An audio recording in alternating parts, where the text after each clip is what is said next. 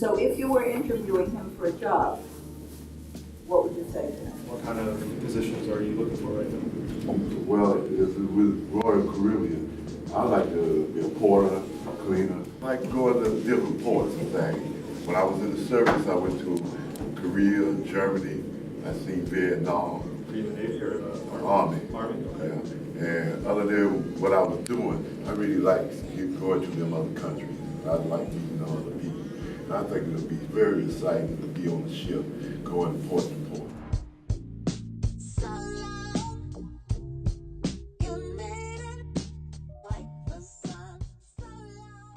Tell me about a time when you became frustrated with a coworker.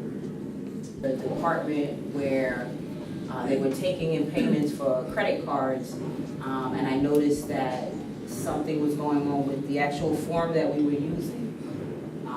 And it seemed like we all were frustrated. It really wasn't a kind of one-on-one thing.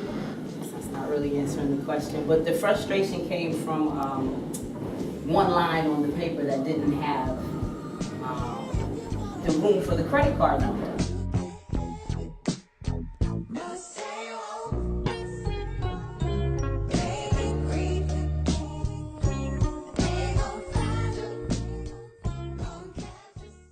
I contacted everyone while you were answering the questions, and really the only constructive criticism I was going to mention what Megan said, but everything else, I thought you did great. Thank you. Yeah. Try to talk about weaknesses as if they're your strengths. Like, for example, if you start mentioning, I'm a hard worker and sometimes I work long hours and my family doesn't see me at times, for example, right?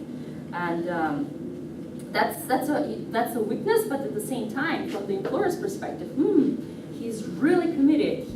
He's willing to put in extra hours. He's willing to work. So maybe the toleration of people, I would just kind of maybe smooth it out slightly. She actually lost a lot of weight. She didn't have any money to eat. She couldn't get any help from the government. My eyes watered. It touched my heart. I felt like the same thing could happen to me. I ran to my bag, took a $20 bill and gave it to her. She started to cry. I hugged her. I said, it comes from God, not from me. But at least I know she'll be able to eat this week. You're afraid. You don't know which way to turn.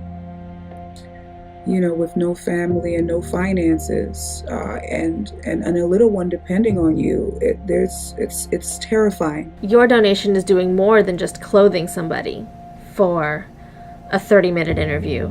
Your donation is giving somebody a second chance, enabling them to build a better life for their family, for their children. Putting one foot in front of the other, even when you don't know where you're going, but not staying in a position of fear, will get you where you need to go. And Dress for Success was one of those steps that I took, you know, and it was a guiding light in a time of darkness. Come on in, we've got a suit ready for you over here. I'm a night auditor at the Hyatt Regency in Coral Gables, and basically I'm at the front desk in the front of the house of a pretty upscale luxury hotel. And every day I'm required to wear a professional full suit. So without Suited for Success, I wouldn't be able to fulfill those requirements. I was able to come to Dress for Success to obtain clothes to wear for an interview. From the first client that walked in that door, I knew I'd found my passion in helping women struggling to find themselves, to find employment. I knew that this is what I was meant to do, and that's how the whole thing began. We joined Dress for Success 10 years ago, and that's become our women's program. Suited for Success continues to provide the same services for our men, at-risk youth, and we've seen almost 50,000 clients that we have provided services for, clothing, but the clothing's the least of it.